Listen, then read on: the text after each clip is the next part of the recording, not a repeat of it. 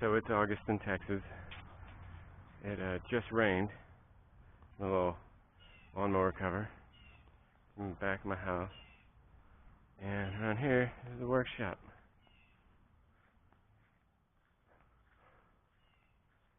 Making great choices, obviously. Doing this in August. So, like I always say, it was actually sinking a little overnight. I redid them, the jack stand. Still always make sure it's not going anywhere. I've been under there all day, so making real sure it's not going anywhere. This was a just fantastic idea. I got some, I don't know, it's not even half inch. It's like, it's more than a quarter, but anyway, some plywood. But on top of it, I got this hardboard, and I don't have a creeper, obviously. That's just I'm going to drop the engine on there, well, the whole transaxle, of course. And, but this makes it great. If you're wearing a shirt, you can slide around. It's even better than a creeper. It's really, really, really great. So, I have loosened these. Hopefully you can see under there. There's some space in there. Built this thing a couple of 2x6s. And I do recommend the 6s because this winch handle goes way down, and conceivably it could hit something if you're trying to, whatever, distributors in the way or something like that. Anyway, I just want to document this because it's so ridiculous. I took everything off. Snacking some mosquitoes. This thing is a complete piece of crap. I should have just invested in 4-inch casters.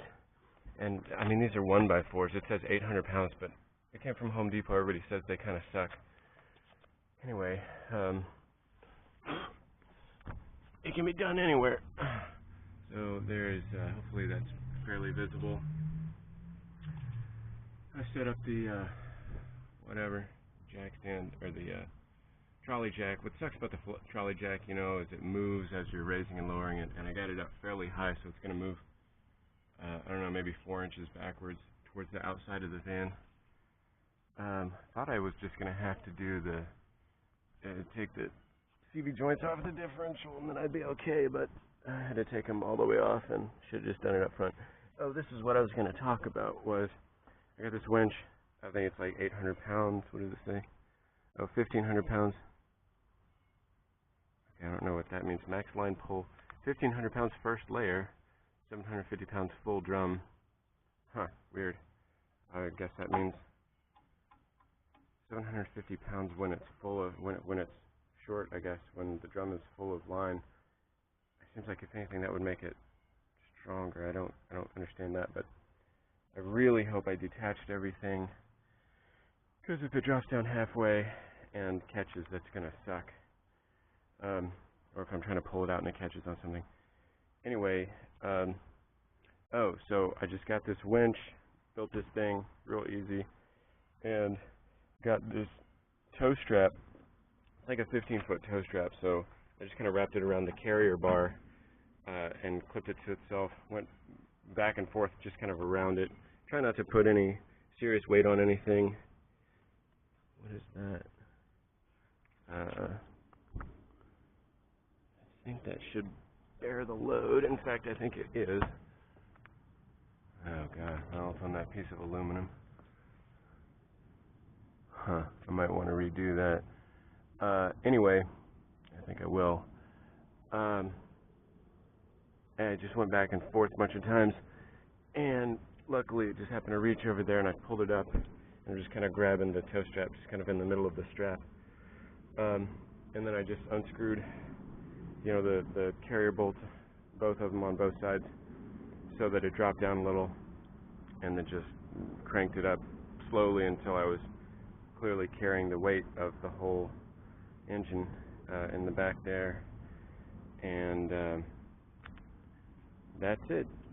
This can be you. Or if you got a shop, then that's even better.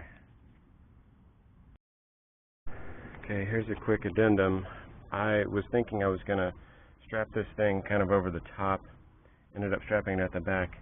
Make sure you make these long enough because I'm just about out of room. I think it'll be fine. But the other thing was I had this whole rig too far forward, so when I was dropping it down, the bolts in the sides You can see that you can even tell now they're pulling a little towards the front. It's basically loose, but the bolts, you know, I was expecting them to be like this, and they were pulling like this because I think that was too far forward, and I was actually pulling it back. So yeah, don't do that. Make sure you're pulling straight up and down. So I dropped it on here. Definitely flexing that guy a little bit, but that's where most of the pressure is. Actually pretty well balanced. Down there, hopefully those boards don't snap. What I'm going to do is I'm going to use this hoist again.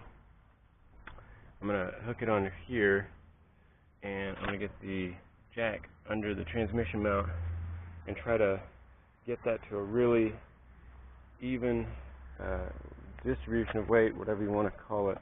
Really great, just so that basically when I split it, it will not screw up the shaft or whatever, you know, shaft going into the torque converter. So we'll see how that goes. So everything up to that went as smoothly as it could have. That kind of sucked. Oh, there it is on the jack and hanging from the winch, and a lot of transmission fluid came out. Okay, right, that's the differential, so it must have come. I was thinking I might have blown out that seal, but that would be differential fluid, so I guess it either came out of the that spindle over there, or more likely the torque converter. Hopefully I didn't just mangle that. Ugh, I did not like that. It did not come apart smoothly. Not happy about it. I hope I didn't put too much pressure on anything, specifically that spindle coming out of the final drive. Anyway, I know there's a lot of transmission fluid in there. I guess I didn't realize it would stay basically full all the time. I guess maybe that should have been obvious. I don't remember this happening the last time I split them when I put this engine in, but if it does, hopefully that's not a bad sign. Anyway, it's possible. It was just, I mean, I think I even got it fairly level. Let's see about that. I mean, that's pretty darn level. So they should have come out. I mean, that's the thing. Even if they are, you know, you have them evenly. If the weight is evenly distributed, if that spindle isn't level, when you pull it apart, that's not gonna be good. You got to have that thing level so that it pulls apart. It doesn't rake the top of this little bushing here. Guess I could get a new one. It doesn't look that bad. Doesn't feel too bad. There is definitely a groove right there. That's where it's whatever. There's some little teeth marks right there. That could have just happened. That groove is just where the circle meets, though. I don't think that's anything I mean, it's clearly not anything I did. But geez, just hope the splines on that spindle are okay.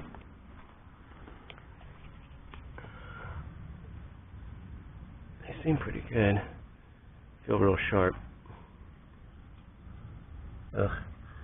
Do not want to replace that seal again. It's also like a $20 seal. Not that that's even a drop in the bucket at this point. Anyway, possible, but it kind of sucked. And now I'm figuring out what the hell to do with these halves.